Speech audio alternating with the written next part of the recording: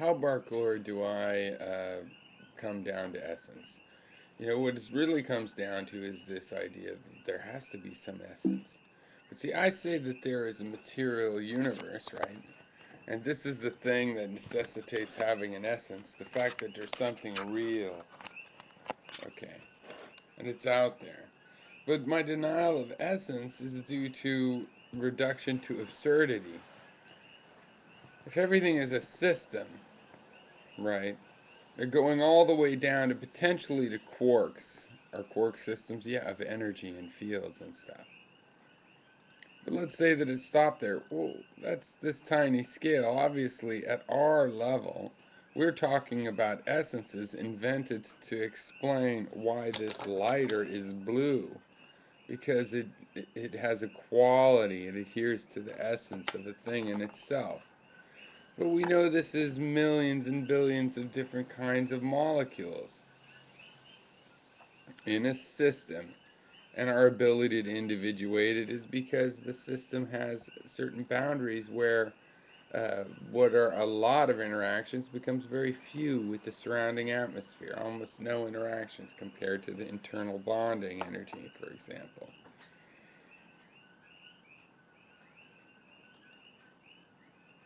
If you have a system, if you have an object and you say, oh, well, it has an essence to which these properties adhere. Well, the principle of reduction is if it breaks down and is not atomic, then those properties are going to be an expression emergent from those parts, not from an essence. So it's the parts that have essences.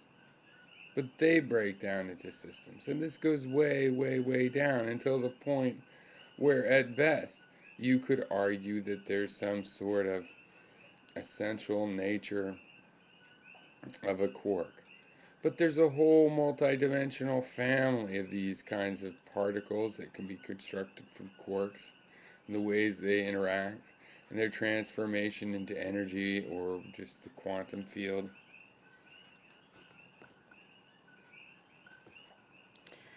That remains for us then to explain at our level what's going on.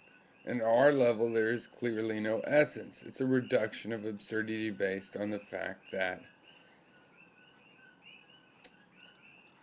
things decompose into parts, and those parts decompose into parts. There's no definition for essence at that point. Essence is related to the idea of purity, but everything breaks down into heterogeneous parts of some sort. Right? So that's the idea. Now, as far as Parmenides, it's been a while since I read, excuse me, Plato's take on him. I don't recall if I've read the fragment, but I probably did in Ancient Philosophy when we studied the Pre-Socratics. But for whatever reason, I don't really like the way it's represented. Again, I'd have to read the fragments that we have to get a better idea. But really, if I believe the characterizations and what I remember being taught about it, I don't like this idea of change as an illusion. Plato was influenced.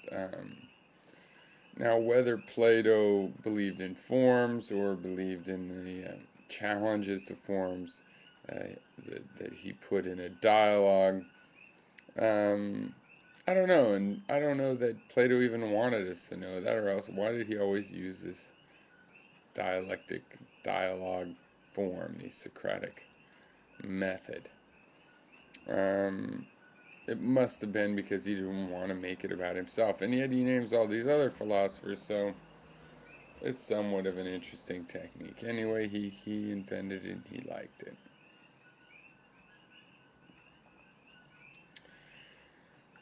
So, if we're talking about some Plato that isn't represented in the bulk of Plato's work, then that is one thing. But yeah, of course I'm talking about forms, the essentialness of a leaf, or yes, a wallet, or anything. And just the reversal of the idea of where these so-called forms come from, whether it's from experience with real things and there are mental abstractions, or whether we've deduced them from reality itself and they have to be true, and they're probably the same thing generating reality. To me, it's obvious which to choose. Um,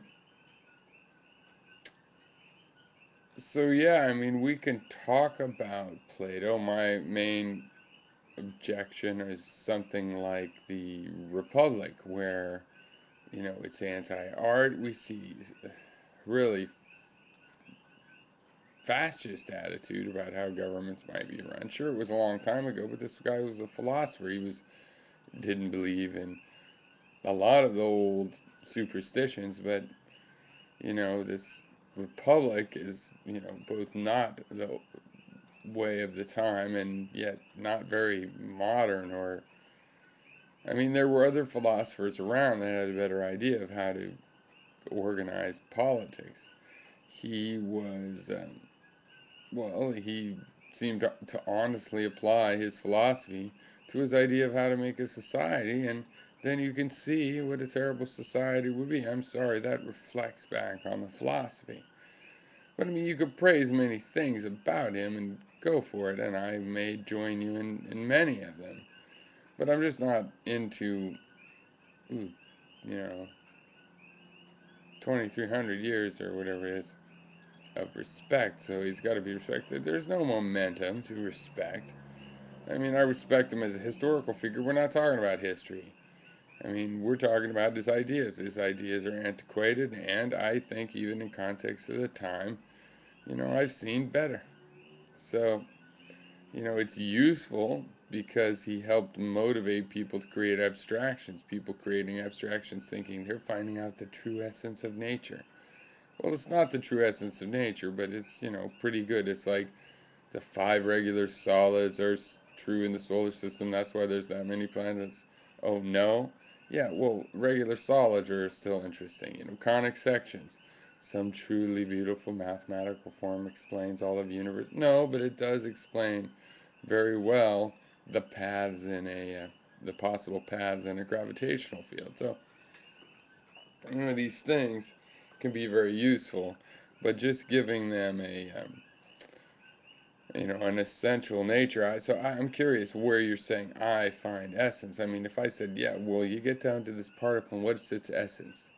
That there is no essence. Everything breaks down to a system, and even the quantum particle, as the smallest thing, breaks down into a system, namely a ripple, an extended in space ripple in probability that's interacting with other things, therefore it's a system. So. Anyway, cheers, and that's my extra answer. Look, no, no funny tone or nothing.